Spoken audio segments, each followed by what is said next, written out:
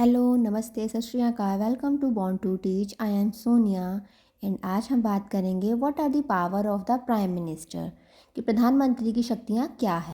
जिससे हमारा पहला पॉइंट है formation of council of minister, मतलब मंत्री परिषद का गठन। इसे बताया कि मंत्री परिषद का गठन कैसे होता है।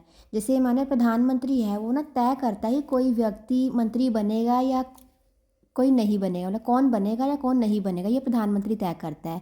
लेकिन राष्ट्रपति की सलाह पर ही मंत्रियों की नियुक्ति करता है। राष्ट्रपति से सलाह करता है प्रधानमंत्री। इसलिए मंत्रिपरिषद का जो वास्तविक गठन है ना, वो प्रधानमंत्री के हाथ में होता है अगर देखा जाए तो।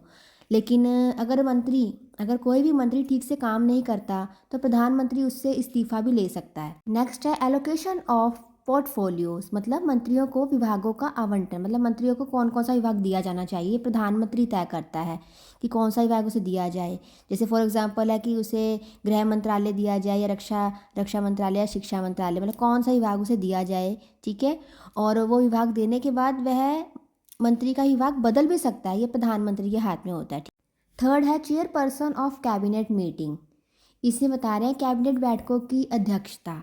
जैसे कैबिनेट की बैठक जो होती है प्रधानमंत्री की अध्यक्षता में ही होती है। तो जितने भी सभी निर्णय होते हैं ना बड़े, वो लिए जाते हैं। जैसे नीतियाँ हो गई, जैसे कानून हो गया, कोई कानून बनाना, या कोई युद्ध हो गया, या कोई भी आपातकाल की स्थिति आ गई, इन बैठकों में ये सारे फैसले लिए जाते हैं। प्रधानमंत्री ना एक एजेंडा तय करता है जिसमें निर्णयों को दिशा भी दी जाती है। ठीक है, जैसे हम कह सकते हैं the prime minister presides over cabinet meetings and lead decision making. Fourth point है लीडर ऑफ द हाउस, मतलब सदन का नेता।